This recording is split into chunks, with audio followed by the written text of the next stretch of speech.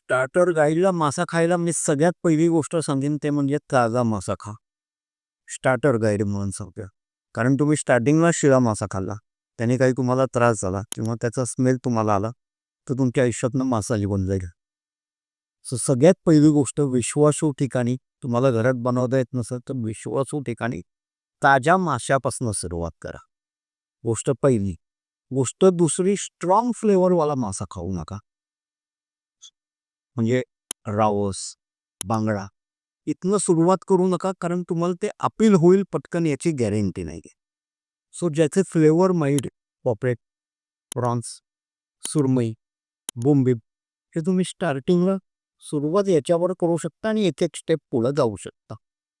पण मी सांगितलं तसं ताजा पहिली गोष्ट, सगळ्यात पहिली गोष्ट ताजा मासा.